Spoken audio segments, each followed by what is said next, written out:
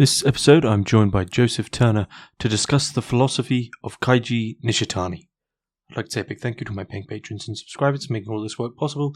And if you'd like to support the podcast and keep everything running, please find links in the description below. Otherwise, please enjoy. So, Joseph William Turner, thanks very much for joining me on Hermetics podcast.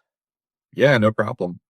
We are going to be discussing the philosophy of Keiji Nishitani, primarily from his sort of magnum opus and the one, in a way, the one major text he's sort of known for, if he is known, which is Religion and Nothingness, which was published in 1961. I believe the original title translates a little bit differently. It's more like What is Religion? But both titles, in a sense, don't really lean too much towards what you actually find yourself dealing with, which is really an absolute masterpiece philosophical text that is having a discussion with nihilism, of nothing, nothingness, capital N, nothingness, if you want to put it that way, and modern Western society's central issue, which Nishitani views as nihilism. But alongside this, we're also going to delve, hopefully, a little bit into Nishitani's politics as well. But before we get going and diving into Nishitani, Joseph, tell us a little bit about yourself and your history with Nishitani.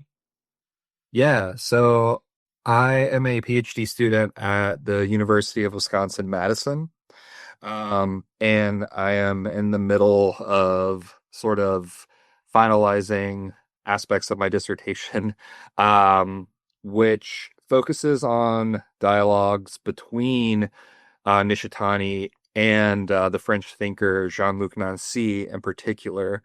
And I am trying to develop somewhat of a political ontology between the two.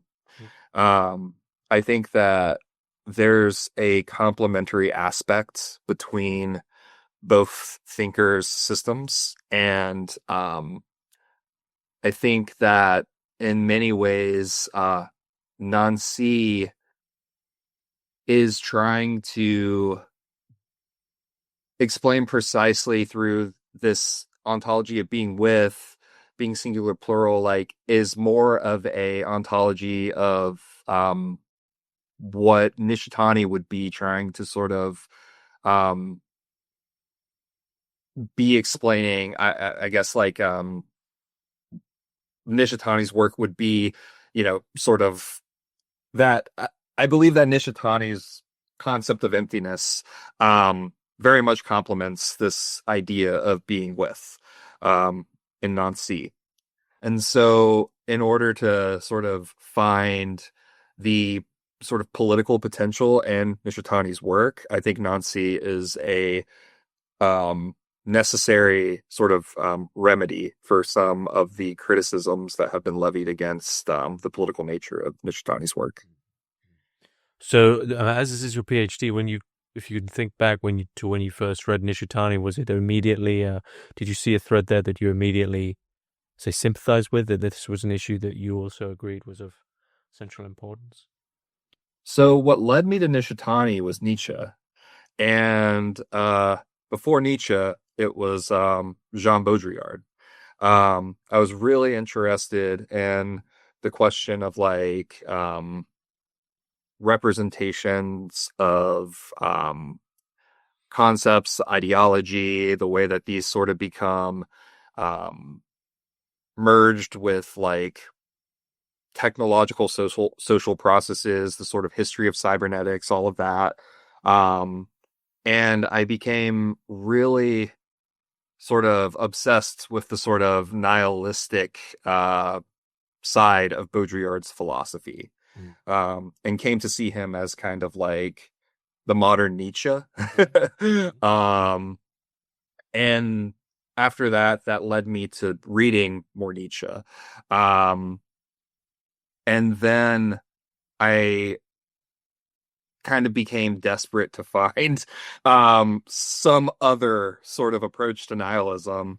And I read The Self-Overcoming of Nihilism by Nishitani, which completely just changed the trajectory of my own thought and I ended up reading Religion and Nothingness and just sort of diving more into the Kyoto school and this sort of um, emerging study in the US of Japanese philosophy. Hmm. Um, so much of it's still being translated.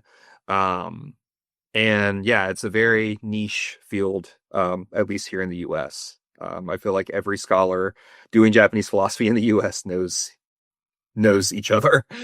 Um, Yeah, yeah, I think that's what John Cromwell said as well. Um, This interesting because when I read Religion and Nothingness, my feelings were almost exactly the same. That this is anyone who's let's say doing philosophy today or study philosophy today and is engaging with especially figures like Nietzsche and French philosophy and like post existentialism into nihilism, you do end up scrabbling around for a long time in this basically a sort of circular. Where do we go with this? And it's extremely it's just a breath of fresh air of a monumentally unique perspective on nihilism. But we should probably ground Nishitani. So who is he? Who is he philosophically responding to? I mean, obviously his teacher, Mishita Kitaro, Tanabe Hajime, as well, sort of contemporary of his, um, in dialogue with Miki Kiyoshi, I'm sure. So like I would say for sure like the Kyoto school and everyone that is sort of associated with that. But I would also say he was a student of Heidegger, right? So studying with Heidegger, I think from 1937 to 1939 in Germany, um, I think he's responding to what would be called Western existentialist philosophy. Mm-hmm. Um, he's critiquing the sort of translation of nothingness in the Western sense from Sartre, um, who has sort of like popularized this notion of negation. Mm-hmm. Um, he is he's always in his entire life been in dialogue with Nietzsche. Um, he makes that very clear even in his own personal sort of like writings, right? Like I believe talking about his father passing away when Nishtani was at a young age, essentially said like nihilism was like a central part of his life. So yeah, we would say Nietzsche, French existentialists, Heidegger, and just trying to sort of like um I guess offer offer a different path from this idea of emptiness and nihilism that Western philosophy has essentially only equated to be this sort of void or negation. He's trying to demonstrate that something like emptiness, sunyata, right, is this this this boundlessness, right? It's not something that is limited by evaluation, right? It exceeds all of that. And it's not conflictive, right? It's something that we could call maybe more like process oriented. Mm-hmm. Um, so yeah, it's trying to sort of recognize all of these sort of what seem to be conflictual categories are negations and affirmations within the same reality, right? Mm. Do you think he saw many of those figures that I guess he would bracket under nihility? So we have this. We'll get to these, but two concepts of nihility, which is really the relative nothingness of the nihilism that we know in the West, and sunyata, this boundless. Do you think he Like, saw those figures in within that you could bracket under nihility, Sartre, possibly Nietzsche, as kind of stuck, just going around in circles because they didn't yeah, know what to do with that form of nihilism? right. Relative nothingness, what he would refer to as nihility, is this sort of negative void, right? Where meaning sort of collapses, ground is sort of lost, right? The feeling of sadness, despair, the sort of existential condition, right? Mm-hmm. Um, and absolute nothingness, right? Sunyata, right? The sort of moment where all that ground it's the anxiety of the ground becoming lost, right, is no longer a concern, right? Because with the ground, with this sort of revealing of groundlessness, right, is this sort of revealing of like absolute potential. So it's a positive emptiness, right, that is the ground of all being, where interconnectedness can actually be realized, sort of in contrast to that relative nothingness, or that field of nihility on which desolate, sort of isolated abyss distances, like the most intimate of persons or things from one another. So within this sort of standpoint of sunyata, right? It's not only this sort of freedom of groundlessness, right? But it's also the sort of recognizing of the sort of um, shared groundlessness that encompasses like all existence. Um, so it's not this field of loneliness or pure negation, right? It's this field of pure, like, actual interconnectedness, and a place where all valuations are sort of like washed away.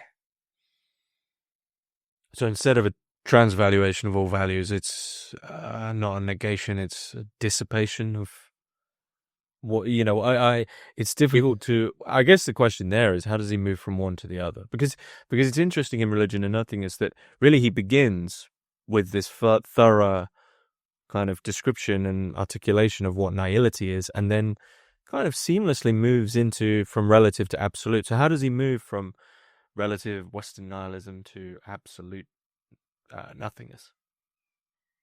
Well, I would say one of the sort of really missing concepts in Nishitani um, is this idea of rejecting any sort of set human nature. Um, a lot of Western sort of philosophical traditions, um, from, sort of like post-Reformation Enlightenment, are all grounded in a sort of presumed human nature. And I think something like absolute emptiness, sunyata, right, is actually this rejection in a way of such a position, right? Because it's recognizing the impermanence of all values, right? Which is what leads to anxiety within relative nihilism, right? Within this sort of field of nihility. But instead of sort of clinging, I guess, to that sort of um presupposed human nature or presupposed set of values, um, it's necessary to doubt all of these things first. So what actually, I guess, begins this is this concept of the great doubt that he talks about, right? He refers to the great doubt, and even in the first essay of Religion and Nothingness, right? What is religion? He essentially says religion needs to be what turns man's existence into a question mark, right? The idea of religion isn't necessarily um to be like, what is the point of religion? Religion needs to point to the question, why, who am I and why do I exist, Mhm. right? um and so the great doubt is this sort of first step of annihilating what we refer to as the ego, right? um And again, going back to this notion of human nature and the sort of like post enlightenment belief of like subjectivity, right? And consciousness that goes back to Rene Descartes, right? There there is already this necessity, right, that we have to do away with this problem that like we've sort of created for ourselves, right? Which is this certainty of a self, this certainty of our own sort of um understanding of subjectivity. And so in order to kind of chip away at that, first, man has to become a question mark to himself. So the great doubt is this fundamental questioning of existence itself, the death of any certainty of subjectivity and ego identity, and it becomes sort of, again, like a necessity for any sort of like awakening to a field of absolute emptiness, right? And in a way, right, it's sort of a more radical gesture of Heidegger's own being towards death, right? In a way, because it's recognizing for Heidegger, right, like authentic existence can only really become realized through the recognition of your own finite nature, right? But there's still a certain saving of the subject within Heidegger, right? And instead, Nishitani is saying we have to go even further, right? It's just like he talks about with Nietzsche. Nietzsche stared into the abyss, but he didn't stare long enough, right? That's like a famous like quote of his, right? So like, I think it's sort of starting at that sort of obliteration of subjectivity, ego, and any sense, right, of that sort of permanent like reliant human nature that we can sort of point to and say, this is what makes us human, right? Mm-hmm. Mm-hmm. So, I mean, there's sort of a history of this in Western philosophy, obviously from Descartes, and then, as you said, with the being towards death of Heidegger, this question perhaps of reduction, of doubt. But we have the great doubt. So I'm wondering, after the great doubt, or perhaps from the great doubt, what do we have left? Like what? Well, I guess the concept of we is a bit problematic at that point. But what I guess you could phrase is, what is there once this great doubt has been undertaken? Well, I think like the question of we isn't problematic actually with the great doubt, right? Because you're no longer thinking from the perspective of purely yourself. You don't see the idea, right, is that you're not limited by your own sort of like what he would call like field of consciousness, right? Which he would say is just the ego mirroring itself. And so it is actually this recognition again of this like uh groundless existence that we all share, right? The sort of distinction between the subject and the object becomes sort of neutralized. It's not destroyed by any means, right? But it is sort of put into this you know uh idea, right, of like codependent origination that comes from Buddhism, right?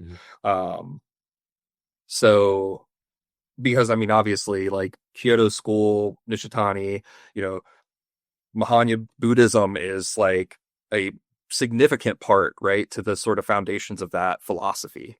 Um, so I think, yeah, like it's not just a question of what's left, right? Like I think he even calls it like your sort of true self, right? No self as like true self, right?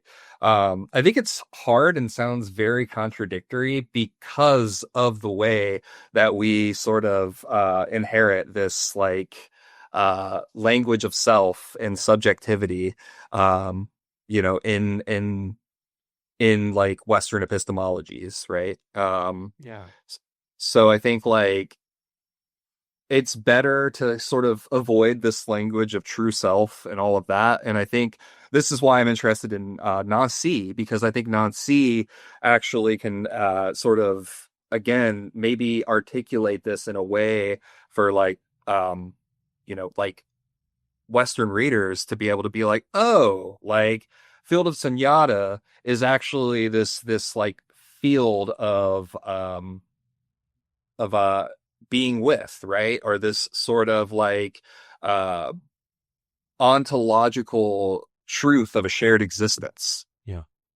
So prior to perhaps the doubting that brings us through to the field of sunyata, is it right to say that then for Nishitani that within our current nihilism, really what that's doing is closing us off, or we are mirroring, the ego mirroring itself closes ourselves off in sort of little existential bubbles that believe Yes. themselves to be separated. And in that sense, you only ever have your own sort of nihilistic machinations to try do anything, which of course you're not going to be able to. But also, like on a deeper level, it's because there's a reliance there on the emphasis in Western epistemology on the self, that everything comes from someone. Right, exactly. Like, one of the most horrific things I think in our culture is to sort of be formless, right? It's to not have any marker, it's to not have any identification or category to fit into, because that is pure negation for us. And it's this isolated existence where it almost mirrors like Agamben's bare life in a way, right? Because it is this sort of like vulnerable position, right? Because it is the only thing that you really have then is your raw humanity, right? And what happens when that is stripped away? So yeah, no, I think it's very hard for us to wrap our heads around. So this is what I was referring to. Like, we must not ask what is religion. Instead, we must become a question of ourselves in order to truly understand what religion is for us and what is revealed by ourselves in it. Religion must never be measured by its utility. And in my words, Nishitani states, our ordinary mode of being is restricted to levels of natural or cultural life, but it is in breaking through that originary or ordinary mode of being and overturning it from the ground up, pressing us back to the elemental sources of life, where life itself is seen as useless, that religion becomes something we need, a must for human life, i.e., why do I exist, right? And one thing I want to call attention to is that, again, this sort of post-Reformation sort of move towards like the Hobbesian state, and then into the sort of Lockean state, right?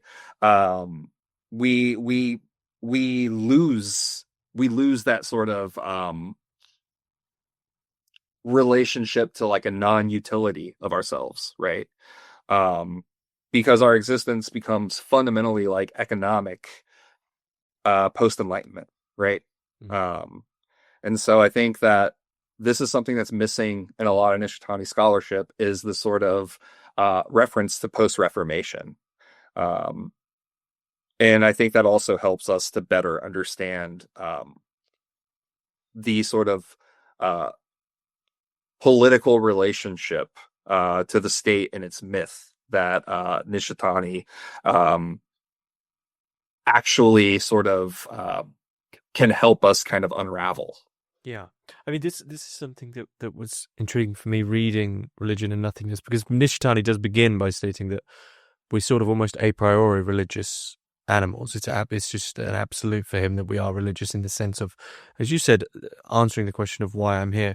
But it seems that in the institutional sense of religions, that there might be something to be said now, again, sort of almost post-war, to what constitutes a religion. You know, what constitutes that thing, that institution within which, whether it might even be the state now or the political apparatus within which we determine why we exist. Right. Because the more, traditional forms of religion are, at least in the West, largely on the way out. And so that notion, Nishitani's reading of religion seems to be more apt of, it is that which is sort of the form we find ourselves within that helps us, at least it seems to sort of help create the ego to sort of stop us from falling again back into that formlessness that we find so possibly threatening. Right. Well, it's also worth like understanding how he's referring to European nihilism, right? Some people are like, oh, that's like, why is he making this like Eurocentric argument about nihilism? And I'm like, well, this is actually like he's talking about colonialism, right? Like he's talking about the wiping out of other cultures' beliefs and practices, right? And the sort of like uh growing of this Western naivety, right? This European naivety. Um, and I think precisely that's it, right? Like it, he, if the only thing that unites people or unites a culture is the nation state, then all that can happen is warfare, right? All that can happen is this like condition of enmity. Um, because a nation state is defined, by itself, but also what is external to it, right?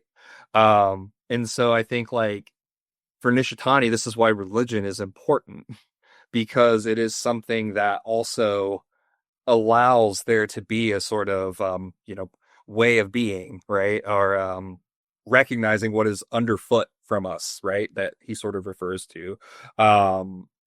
And it's something that also sort of uh like also limits the sort of autonomy of the ego or sort of like free will of the ego, right? Because like in many ways, I mean, like religion is essentially like a ethical tool throughout history. um so it's a religion, and obviously religion also can be mixed into the nation state, as we see with many many instances throughout history, including the imperial um like um imperial Japan situation, right?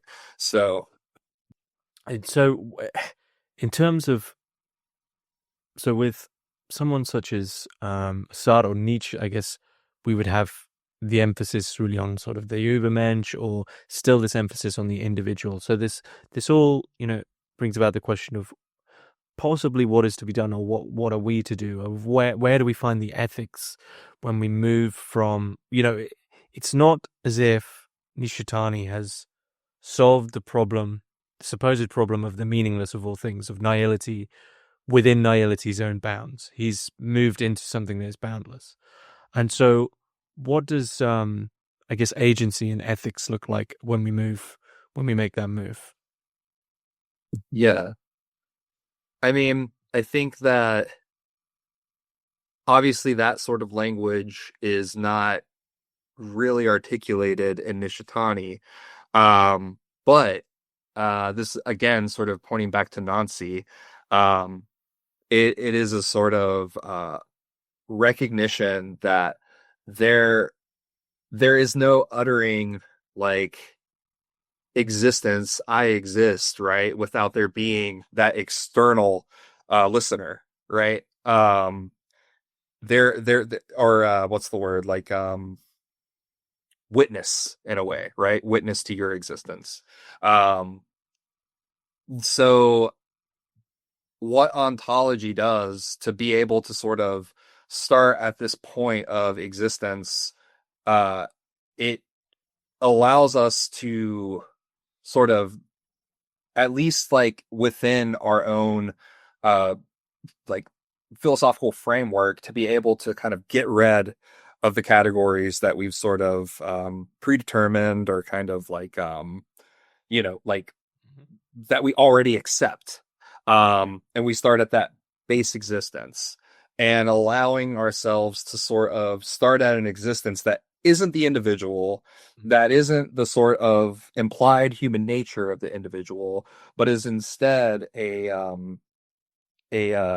sort of codependent shared existence um with everyone, right? Yeah. And I think this is what Nishitani also offers us ethically, right? Is this sort of baseline existence that of this shared groundlessness, where um there there is no originary ground to seek, right? And so because of that, there is no reason to be in conflict with one another over the original myth, the original history, or whatever, right? Um, and recognizing the sort of, again, like sort of processual relationship between all these things. So where we find ourselves is really a place of pure ontology, of just being, and anything that is, if you say, finitely created from that is that which causes the antagonism of strife and war, or whatever. Right. And what we have to do from that point of ontology is to build up from it, right? To build concepts that that contain that sort of shared ontology, right? Because I mean, as a philosophical like project, like staying at the baseline of ontology, that makes sense, right? But if we want to actually put something into practice, we have to create concepts. We have to build up, and we have to be able to imagine like what sort of forms of organization or what forms of institutions can actually sort of like embody this codependent sort of relationship and this sort of like uh groundlessness, this impermanence, right? How is that? How is that not sort of contradictory or paradoxical, at least, to create an institution from nothingness whilst trying to, retain the absolute nothingness? I mean, I think we have to, again, this is why I think it's a processual thing. We have to see form as something that arises within this existence, right? Even if it is ultimately finite and impermanent, it's the clinging to the form that actually creates this problem, right? We have to be willing to let it go. And so if we're all sort of situated within this understanding of groundlessness and this sort of absolute emptiness, right? Then something like form, something like a identification, it isn't hard for us to let it go because we do not actually like identify ourselves to it. We recognize that it's a necessary sort of we recognize that it's a necessary illusion for ourselves, just like languages, right? And this kind of is like the Zen standpoint and a lot of Nishitani's work, right? Is recognizing the sort of like incommunicability. He never says excess, right? But I do think that he's trying to point us to an excess of communication or of relation beyond these forms that we've created for ourselves. And the more we create form, the more we sort of tend to cling and represent ourselves to that form, right? It's just, again, it's like when we sort of privilege our consciousness over everything else, right? I like the sort of Cartesian like dictum, right? Like I think, therefore I am. It's consciousness that makes me who I am, right? It's consciousness that allows me to articulate to articulate my existence, right? So yeah, no, I think if we sort of move beyond that to something that allows us to see our privileging of our own consciousness for what it is, which is this projection of our own ego. And this projection of what we sort of wish to see upon the world and other people. And when it fails to sort of reach that utility or that, expected outcome, we become angry. We sort of say, this is what is good and this is what is bad, right? Instead, we have to recognize that all of these things share the same reality. And, what sort of constitutes our existential condition is the refusal to sort of accept that reality. And, obviously this goes to so many lessons within like various Buddhist sutras, right? Actually being able to sort of recognize reality for what it is, to be able to sort of be on this middle way, right? Which is recognizing that the world is illusory, right? But recognizing that illusions are necessary in order to exist in this world. So it's passing from the sort of samsaric existence into nirvana existence, right? And recognizing that it's on the same plane. Could we say we move from my consciousness to just consciousness?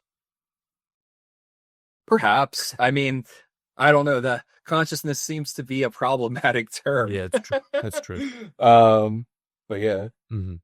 Well, one, and this is, I took this from my reading of the Kyoto School by Robert Carter, which has a chapter dedicated to Nishitani, and this is with regard to the ox herding carvings, which is sort of the progress or process, I think is the Zen, they're used in Zen teaching, I believe, where I guess it's the process of the dissipation of the self. And of course, I think it's position 8 or 9 of the ox herding carvings is actually the one that people would assume is at the end, which is there's nothing. But that isn't the end. So the end is a sort of fat, jolly, is a bodhisattva Mhm. skipping through the marketplace, kind of completely in a sort of a joy and bliss of just being alive. And so where does that fit in with what we've spoken about so far? Is this sort of not, I don't want to say end result like a finite point, but a processual end result is you aren't, because you're that, and you're just absolutely, and I don't know, enamored by being of the absolute nothingness happening. Yeah. Yeah, that's exactly it. Like it is this it's I mean the bodhisattva vow, right, is to save all beings, right? Even after you have like reached enlightenment and been able to escape nirvana, you choose to, or oh Jesus, to escape samsara. You go back, right, into samsara from nirvana, right, in order to save all beings, right. And I think that is very very much like encapsulated in this final carving, right? Is this idea that you are you are embodied sunyata, right? Like you are sort of uh you have to share this with everyone, right? You have to be willing to sort of let yourself be part of that cycle in a way, right? And so the next person who is seeking to find the ox, right? You are there to teach them the path towards finding that absolute emptiness, right? And I think that it's hang on, I also had some notes for this. Yeah, I think the key term here would be engaged enlightenment, right? Not a withdrawal from the world that a lot of people tend to associate with Buddhism, right? This idea that like you're trying to reach enlightenment and therefore like, the problems of the world aren't your problems, but it's actually a compassionate engagement with the world from that standpoint of emptiness, which we so desperately need, right? We so desperately need that compassion in the world. And so to embody that standpoint, I think is precisely what Nishitani is trying to articulate in Religion and Nothingness. That makes any sense. Mm-hmm. It does. And that seems like a kind of a good place to finish up with not finish up. We might bring it back in for Religion and Nothingness as we've got to the end of the ox herding. But I know there is this other sort of side or element of Nishitani's work that you said in your email just isn't spoken about as much. It's maybe a bit more controversial, which is Nishitani's politics and how it might relate to what we've spoken about so far. So I don't know if you want to give a grounding to maybe is it controversial or is it just a touchy subject or I mean, there's been so many essays, book collections written about this. I'm holding one now, Rude Awakenings. It's, I mean, I think it's something that we can't necessarily like ignore by any means. But I'm also of the mind that it's impossible for us to actually philosophize during a crisis. This is something I'll write about eventually, but it's essentially like it's very difficult for us to remove our own relationship to the historical situation. Mhm. And so we inevitably will do something that is reactive, or sort of like sort of like something that is maybe even contradictory to our own philosophical writings, right? Mhm. Let's see. But I want to point to one particular section of there's a really good essay in this collection, Rude Awakenings, Zen, the Kyoto School, and the Question of Nationalism by Mori Tetsuro. Mhm. Um, and it's essentially, I think, allowing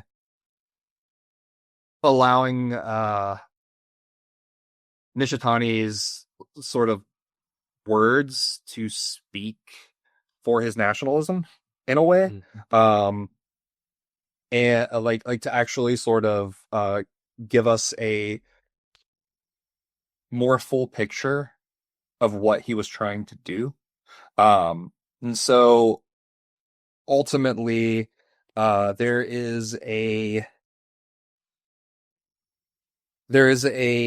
afterword in the 1946 reprint of View of the World, View of the Nation, that has not been translated into English yet. But Tetsuro has been able to um, at least give us a snippet, which this snippet has been really useful for my own studies. Mhm. Um, so he says, in View of the World, View of the Nation, I tried to explain the position, Nishitani says this, I tried to explain the position of the nation in the world for the intellectual standards by, and at the same time to open up a path in thought that might overcome from within the ideas of ultranationalism that were taking control at the time. So he essentially is trying to move from this particular, like, I guess maybe like what we could call like a view of locality, perhaps, to like what he would be calling a worldview, right? Um, and for him, this is accomplished through what he's calling a nation of no self. Mhm. Um, So the process of moving from relative nothingness to absolute nothingness is somewhat mirrored in sort of a relative politics to a no self politics. right. And going back to this essay by Tetsuro, Mhm. there's another quote that I think, I guess, more fully talks about this idea. He says, finally, I reached the standpoint of national non ego, or a horizon of globality that becomes immanent in the nation through a self negation of the nation's self centeredness. The basic point at which my thought broke with nationalism is that it regarded the global nature of the nation as a subjectivity of non ego brought about through self negation, and that the standpoint must somehow open up not only within Japan, but within all nations. I spoke of the self negation, which is necessary if the nation is to make the transition from modernity to a new mode of being as a leap from subjectivity of national ego to the subjectivity of national non ego. I would like to stress that this is my fundamental standpoint. Hmm. And so So why what why the sort of controversy around him then? Just because he was adjacent to the nationalism? right. And because I think a lot of his I think some people I think on the right, like on the ultra right, he was essentially like uh uh sort of shamed for not being vocal enough in Mm, support of the imperial powers. But then he also on the left wasn't speaking enough against the imperial powers, mm, right? And so people kind of saw him as like trying to sort of ride this like particular like line of like being loyal to the nation state, but also not necessarily calling out its hypocrisies, right? And so a lot of people, including there's one particular essay I was reading by uh where is it? By Fabian Volker, Overcoming Nishitani, Nihilism and Nationalism, and Keiji Nishitani's Political Philosophy of Religion. Um, this and many other essays regarding Nishitani's political and national stance sort of concludes that, oh, well, of course, Nishitani has nothing to say about this because he only has emptiness to sort of be what you know frames his ethics. So like he there's this passivity that's implied. mm, And I think that's actually a very like bad reading mm, of Nishitani's position, based on his own words, as well as just understanding his entire project, right? mm. And his entire project is to overcome nihilism through nihilism, right? Yeah. So beginning at this great doubt, right? Beginning at this sort of um, uh, recognition of what is underfoot, right? And falling into this question mark and being able to sort of strip away into what is called this great death, right? Which is this death of ego, right? This death of like of a privileging of our like autonomous self and subjectivity, and moving towards a greater like shared existence. And ultimately what ends up I think being missed with these sort of like surface level critiques of like what he said or didn't say at the wartime is seeing there is a consistency to his thought. Mm. Overcoming nihilism through nihilism, overcoming nationalism through nationalism, right? Um, and I think it just is something that seems, especially if you're like on like, the side of like, the Japanese left at this time. Like, Yeah. how could you not see this as a sort of embracing of nationalism? But I think he's trying to sort of, again, like move us away from thinking in this conflictual framework, right? He's trying to move us from relationships of enmity where it's the state and anti-state, right? But recognizing that like the only way out of this is by working through it, by seeing it as a process of leading to its own impermanence. And I think that there's such a untapped potential in Nishitani's thought to sort of allow us to think through our own historical political moments. Mm. Um, which is why I find the relationship to Jean-Luc Nancy very important, because there's this remedy, I think. I think that Nancy can sort of remedy the nationalistic sort of language inside of Nishitani. And I think that Nishitani can sort of help to reveal the actual sort of layers of like what Nancy refers to as like civil religion, right? In his philosophy. And I think that there's this way to sort of bring about a recognition that like we have not necessarily escaped political theology in the supposed secular age, but recognizing that political ontology, political theology, these things are going to have to share some sort of dialogue and relationship in order for us to actually come to terms with them. Yeah. I can see how someone might misconstrue his philosophy as a passivity, though, because there is this paradox of great doubt to great death. Is in what sense does one? There is no one to utilize the self to die, right? So, like, it's almost like a non-action sort of thing, because you can't use the ego to kill the ego. It's never going to happen. So, I can see why someone might think there is a passivity there, because the action unto which the great doubt, the great death happens is paradoxical. It's not really got anything to do with what we would usually see as the subject that is doing everything.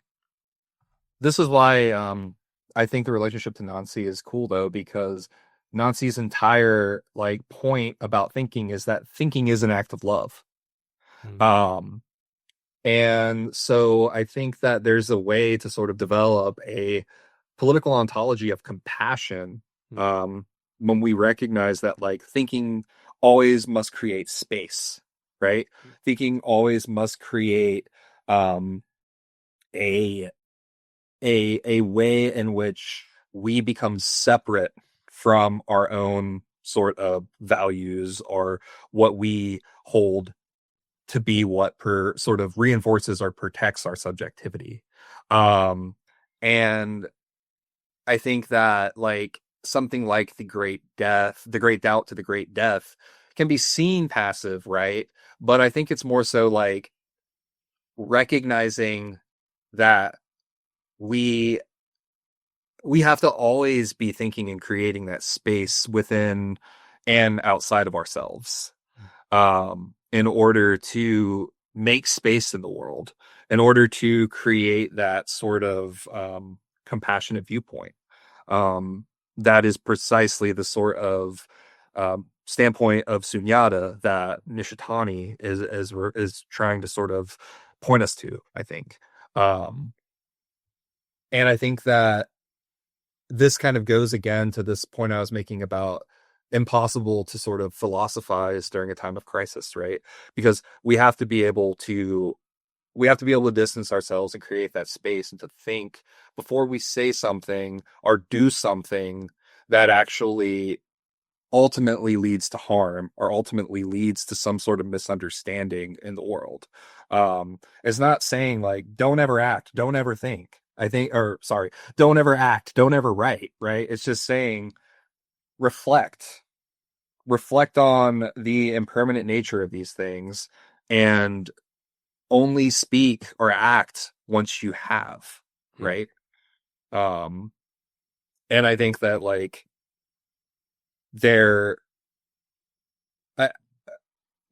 I think that's also really important in this age of constant attention mining, through the various devices and social technological forms that we have now. Attention is the most precious commodity, and so to be able to actually reflect and to not constantly be giving our attention to something, and to not constantly be feeling compelled to say something or to constantly demonstrate a sort of urgency, is really important in order for us to think long term. And it's hard. It's hard because we are socially compelled to do the opposite. Well, the difficulty, I think the primary difficulty is that, and Nishitani certainly points this out, is that, as you said right at the start, getting us to move away from, character number one, the epistemic, everything, whether or not one means it in a psychological, social, or even a metaphysical sense, the belief that there is a central point that everything is revolving around, and that's how everything works. To get away from that is exceedingly difficult. Yeah, absolutely. I mean, it goes against not just our current state in the world, but it goes against the epistemology that we've inherited.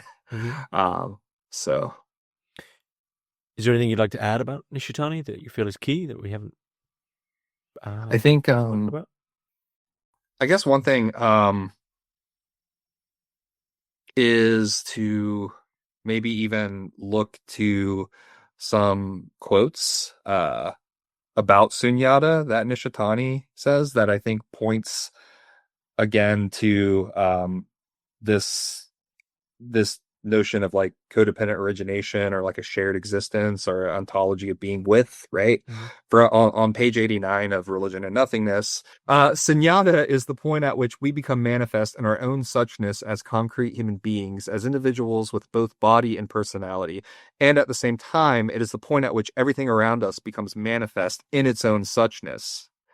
The appearance of the self in its original continence, it is the return of the self to itself again in its original mode of being. And then one of my favorite quotes on page 102, emptiness is the field on which an essential encounter can take place between entities normally taken to be most distantly related, even as enmity with each other, no less than between those that are most closely related.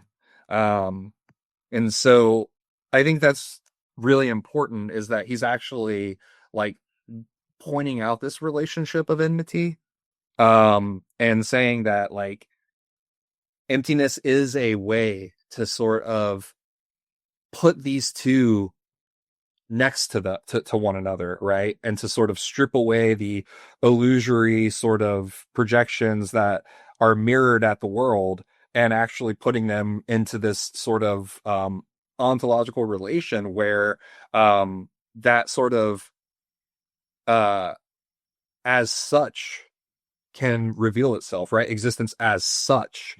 And I do think that as such is a really important like use here, right?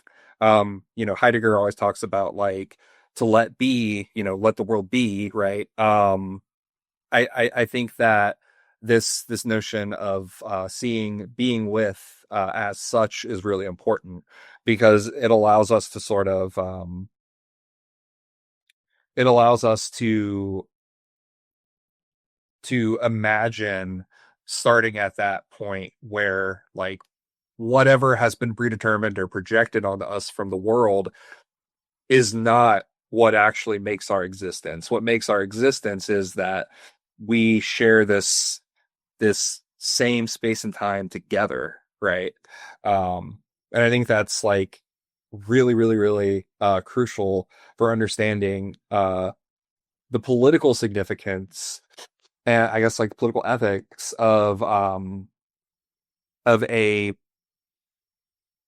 I guess like a political ontology that is sort of derived from Nishitani's engagement of the concept of sunyata. And like again, using directly from his words, I think is really important. So and yeah. this is the primary focus of your thesis.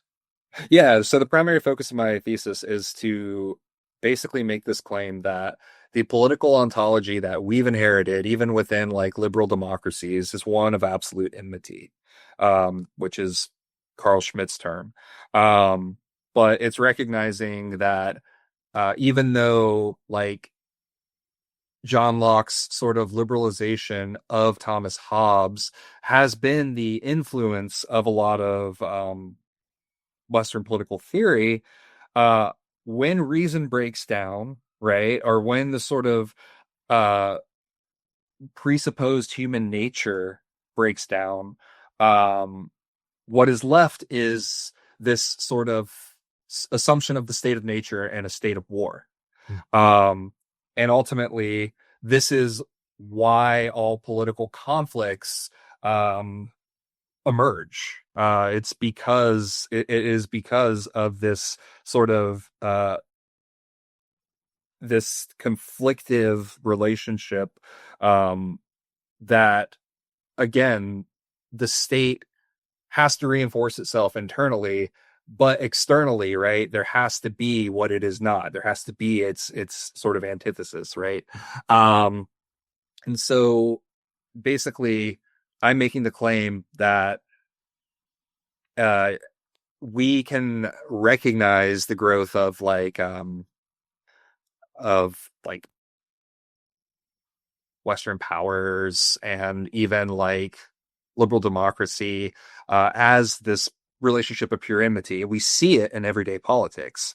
We see it in how people talk about opposing parties, right? There's this dehumanization that's constantly going on. And I want to point to that political ontology because I think recognizing it is extremely important. And then I want to move from that into a from that diagnosis into some sort of actual you know what's the word uh remedy um through this sort of political ontology of compassion through Nishitani and Nancy, in order to sort of understand the possibility of like an empty democracy or understanding the possibility of impermanent institutions, and trying to sort of see what kind of political concepts can be built from this ontology of compassion instead of one of absolute enmity that sort of grounds, I think, all of our political concepts. Hmm. Are you looking to publish this or? Yes. Yeah. So my advisor at UW-Madison is Frederick Neyra. And he was actually a student of Nancy. Um, so I want to definitely be sort of, I guess, like plugged into that sort of uh like dialogue with Nancy's work. But I also, like I said, am working with a European Network of Japanese Philosophy. So I'm in the process of writing an article that is essentially um, the going to be the first chapter of my thesis, which is basically, or not thesis, sorry, the first chapter of my dissertation. I already did my thesis. And yeah, it's basically it'll be called To Think with Love, political ontology of compassion. Um, and yeah, it will be something, it will essentially like cover everything we've talked about. And then after that, yeah, I want to probably turn it into a book. I'm working on a another piece for a collection with some friends that are part of uh that are doing a collection for like contemporary philosophy with Miki Kiyoshi. And I'll be doing one on impermanent institutions based on his own reading of institutions. Um, and then I also am doing a seminar series for Insight Seminars. Um, and that will be the first one I'm doing is with my friend Matthew Stanley on an introduction to cybernetics, sort of explaining the sort of history of cybernetics and trying to explain how it's kind of the baseline to a lot of this discourse about artificial intelligence. And to understand cybernetics allows us to better understand artificial intelligence. And then after the summer, I'll be doing a seminar on Insight, basically as an introduction to political ontology. And it will be sort of building this history of this political ontology of enmity, and moving towards something else, right? Moving towards a more compassionate political ontology. So one book we haven't mentioned so far of Nishitani's is The Self-Overcoming of Nihilism. And yeah, I was just wondering where in light of our conversation, where you would position that and what you'd sort of think for listeners in terms of that book as well. Yeah, honestly, I think it's a great entry point for like Nishitani's work, especially for like Western audiences, because that that collection of essays in particular sort of, I think, complements very nicely both Nietzsche and Heidegger's discussions of nihilism. Um, and Will to Power, obviously Nietzsche sort of talks about how the history of Western metaphysics is in many ways the sort of like history of European nihilism. And Heidegger sort of continues on by saying it's the sort of like forgetting of being, the history of the forgetting of being. Um, so I think it actually complements extremely nicely that sort of philosophical discussion, because it basically goes into not only like Nietzsche's lineage. It begins sort of by talking about like sort of like the sort of German idealists, as well as Schopenhauer's sort of like engagement with the question of like um, truth and reality and will and all of that in nature. And then it moves directly into a pretty lengthy discussion of Nietzsche, going through um, pretty much all of the main concepts. So we have eternal return, we have the will, we have um, the Overman, we have or the Übermensch, we have, of course, like passive and active nihilism. And so he engages very deeply with all of that. And then he moves into a discussion of Max Stirner, actually, who is very much sort of credited for like egoist sort of schools of anarchism. There's also a engagement with Dostoevsky and Russian nihilism, and then leading into Heidegger. And then the end, it sort of frames the question of Japanese nihilism, or Japanese culture being infected by European nihilism, which then I think for myself, it really helped sort of like uh, stage religion and nothingness for me really well. I feel like I was starting on a pretty like accessible ground, if that makes sense. Hmm. Hmm. I guess, I mean, it certainly does make sense. And I believe it's a much shorter book, right, as well. Mhm. Hmm. So, I mean, that's I guess one fairly accessible place to start. But I mean, where also in general would you advise people to sort of begin with Nishitani? Yeah, so there's that, and then I would also say there is a collection of essays called The Buddha Eye. That Oh, here it is. I have like a stack of books. Mm. um Yeah, it's the second essay in this collection, The Buddha Eye, which is an anthology of the Kyoto School and its contemporaries, edited by Frederick Frank. Uh, and I believe it's the second essay. It's called The Awakening of Self in Buddhism, and it's by Nishitani. It's not extremely long at all. I'm trying to even get an idea for how long it is. Um, yeah, like